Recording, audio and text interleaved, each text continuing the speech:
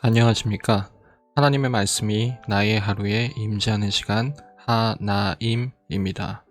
오늘 하루도 하나님의 말씀을 통해서 우리의 목마름을 채움받는 귀한 시간 되길 기대합니다. 네, 오늘은 마가복음 10장입니다. 우리 다 같이 성경을 펴서 천천히 함께 따라 읽도록 하겠습니다. 예수께서 거기서 떠나 유대 지경과 요단강 건너편으로 가시니 무리가 다시 모여들거늘 예수께서 다시 전례대로 가르치시더니 바리새인들이 예수께 나와 그를 시험하여 묻되 사람이 아내를 버리는 것이 옳으니이까 대답하여 이르시되 모세가 어떻게 너희에게 명하였느냐 이르되 모세는 이혼 증서를 써주어 버리기를 허락하였나이다.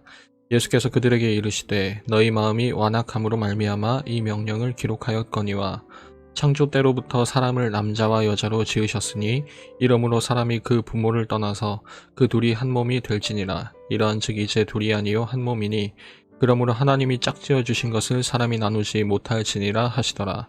집에서 제자들이 다시 이 일을 물으니 이르시되 누구든지 그 아내를 버리고 다른 데에 장가드는 자는 본처에게 간음을 행함이요 또 아내가 남편을 버리고 다른 데로 시집가면 간음을 행함이니라. 사람들이 예수께서 만져주심을 바라고 어린아이들을 데리고 오매 제자들이 꾸짖거늘 예수께서 보시고 노하시어 이르시되 어린아이들이 내게 오는 것을 용납하고 금하지 말라. 하나님의 나라가 이런 자의 것이니라. 내가 진실로 너희에게 이르노니 누구든지 하나님의 나라를 어린아이와 같이 받들지 않는 자는 결단코 그곳에 들어가지 못하리라 하시고 그 어린아이들을 안고 그들 위에 안수하시고 축복하시니라. 예수께서 길에 나가실새 한 사람이 달려와서 꿇어 앉아 묻자오되 선한 선생님이여 내가 무엇을 하여야 영생을 얻으리이까. 예수께서 이르시되 내가 어찌하여 나를 선하다 일컫느냐. 하나님 한 분 외에는 선한 이가 없느니라. 네가 계명을 안 하니 살인하지 말라, 간음하지 말라, 도둑질하지 말라, 거짓 증언하지 말라, 속여 빼앗지 말라, 내 부모를 공경하라 하였느니라. 그가 여짜오되 선생님이여 이것은 내가 어려서부터 다 지키었나이다. 예수께서 그를 보시고 사랑하사 이르시되 내게 아직도 한 가지 부족한 것이 있으니 가서 내게 있는 것을 다 팔아 가난한 자들에게 주라. 그리하면 하늘에서 보화가 내게 있으리라. 그리고 와서 나를 따르라 하시니 그 사람은 재물이 많은 고로 이 말씀으로 인하여 슬픈 기색을 띠고 근심하며 가니라. 예수께서 둘러보시고 제자들에게 이르시되 재물이 있는 자는 하나님의 나라에 들어가기가 심히 어렵도다 하시니 제자들이 그 말씀에 놀라는지라.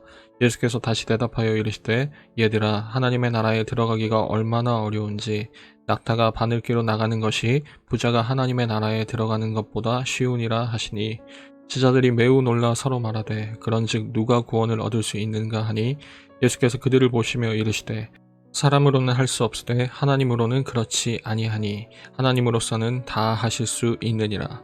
베드로가 여짜와 이르되 보소서 우리가 모든 것을 버리고 주를 따랐나이다. 예수께서 이르시되 내가 진실로 너희에게 이르노니 나와 복음을 위하여 집이나 형제나 자매나 어머니나 아버지나 자식이나 전토를 벌인 자는 현세에 있어 집과 형제와 자매와 어머니와 자식과 전토를 100배나 받되 박해를 겸하여 받고 내세의 영생을 받지 못할 자가 없느니라. 그러나 먼저 된 자로서 나중되고 나중된 자로서 먼저 될 자가 많으니라. 예루살렘으로 올라가는 길에 예수께서 그들 앞에 서서 가시는데 그들이 놀라고 따르는 자들은 두려워하더라.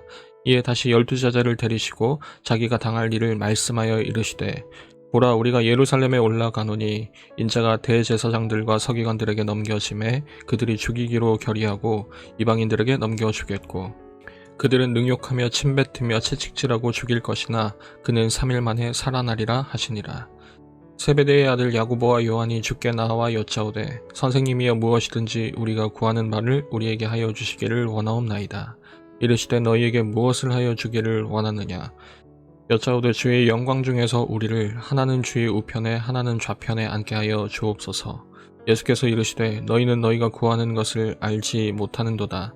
내가 마시는 잔을 너희가 마실 수 있으며 내가 받는 세례를 너희가 받을 수 있느냐. 그들이 말하되 할 수 있나이다. 예수께서 이르시되 너희는 내가 마시는 잔을 마시며 내가 받는 세례를 받으려니와 내 좌우편에 앉는 것은 내가 줄 것이 아니라 누굴 위하여 준비되었든지 그들이 얻을 것이니라. 열 제자가 듣고 야고보와 요한에 대하여 화를 내거늘 예수께서 불러다가 이르시되 이방인의 집권자들이 그들을 임의로 주관하고 그 고관들이 그들에게 권세를 부리는 줄을 너희가 알거니와 너희 중에는 그렇지 않을지니 너희 중에 누구든지 크고자 하는 자는 너희를 섬기는 자가 되고 너희 중에 누구든지 으뜸이 되고자 하는 자는 모든 사람의 종이 되어야 하리라. 인자가 온 것은 섬김을 받으려 함이 아니라 도리어 섬기려 하고 자기 목숨을 많은 사람의 대속물로 주려 함이니라. 그들이 여리고에 이르렀더니 예수께서 제자들과 허다한 무리와 함께 여리고에서 나가실 때에 디메오의 아들인 맹인 거지 바디메오가 길가에 앉았다가 나사렛 예수시란 말을 듣고 소리질러 이르되 다윗의 자손 예수여 나를 불쌍히 여기소서 하거늘 많은 사람이 꾸짖어 잠잠하라 하되 그가 더욱 크게 소리질러 이르되 다윗의 자손이여 나를 불쌍히 여기소서 하는지라. 예수께서 머물러 서서 그를 부르라 하시니 그들이 그 맹인을 부르며 이르되 안심하고 일어나라 그가 너를 부르신다 하매 맹인이 겉옷을 내버리고 뛰어 일어나 예수께 나아오거늘 예수께서 말씀하여 이르시되 내게 무엇을 하여 주기를 원하느냐. 맹인이 이르되 선생님이여 보기를 원하나이다. 예수께서 이르시되 가라 내 믿음이 너를 구원하였느니라 하시니 그가 곧 보게 되어 예수를 길에서 따르니라. 여러분, 오늘 마가복음 10장을 끝으로 이제 예수님께서는 예루살렘으로 들어가게 되십니다. 그리고 예수님을 기다리고 있는 것은 수차례 미리 말씀하신 것처럼 다른 사람에게 배신당하고 버림받게 될 그 십자가 죽음입니다. 이제 예수님이 그토록 아끼시는 12 제자들과 함께 보낼 시간도 얼마 남지 않은 이 시점에서 과연 예수님은 어떤 말씀을 그들에게 하실까요? 오늘 수많은 인물들과 수많은 말씀들이 등장하지만 그 모든 내용을 한꺼번에 아우를 수 있는 한 가지 키워드를 꼽자면 아마도 당연한 기대일 것입니다. 지난번 부자 청년 이야기로 제가 설교했을 때 제목과 동일하죠. 좀 더 깊은 이해를 원하시면 지난 설교 영상을 한번 떠올려 보거나 아니면 직접 한번 보셔도 좋을 것 같아요. 어찌됐건 오늘은 많은 이야기들이 오갑니다. 이혼에 관한 논쟁, 어린아이를 영접하는 문제, 부자 청년 이야기 등등 말입니다. 그리고 이 각각의 이야기에는 청중들의 아주 당연한 기대가 담겨 있고 그에 비해서 당연하게 행동하지 않으시는 예수님의 모습이 나타나 있습니다. 먼저 이혼 이야기에서는 바리새인들이 예수님을 함정에 빠뜨리기 위해서 질문을 던지죠. 예상되는 답변을 미리 분석하고 어느 답변을 하더라도 빠져나갈 수 없도록 철두철미하게 준비했을 겁니다. 그런데 예수님은 그 예상대로 움직이지 않으셨죠. 그리고 그 후에 따로 12 제자들에게는 추가적인 설명까지 해주십니다. 여러분, 두 번째는 어린아이 이야기입니다. 예수님의 사역에 누가 봐도 도움되지 않을 것 같은 존재들, 바로 이 어린아이들이죠. 어린아이들은 통제도 되지 않고 굉장히 소란스러웠기 때문에 거기 모인 누구나가 이 어린아이들이야말로 예수님이 가르치시거나 또 하시는 일에 방해가 된다고 생각했을 겁니다. 그래서 오지 못하게 제자들이 막아서는 거죠. 그런데 예수님은 어떻게 행동하시죠? 오히려 그들을 품어주시면서 오지 못하게 하는 행동에 화를 내십니다. 이번에도 당연한 기대대로 행하지 않으신 거죠. 마지막은 부자 청년 이야기입니다. 당시에 재물이 많다는 것은 단순히 부자라는 의미라기보다는 하나님께 순종해서 복을 많이 받았다는 전통적인 유대교 이해가 깔려 있습니다.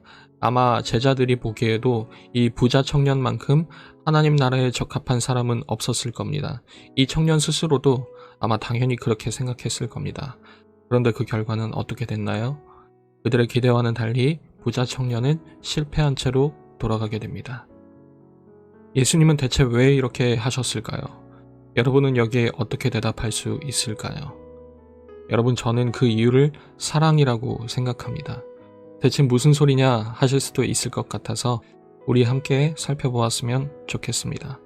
첫째로 이혼에 관한 말씀을 하실 때 예수님은 사랑이라는 하나님의 창조 질서와 그 의도를 본질로 꺼내십니다. 너에게 필요한 것은 규칙 그 자체에 있는 것이 아니라 이 사랑이라는 본질을 잃지 않는 것이라고 말씀하시는 거죠. 그리고 이해하지 못해서 질문하는 제자들에게 다시 한번 사랑으로 일러주십니다.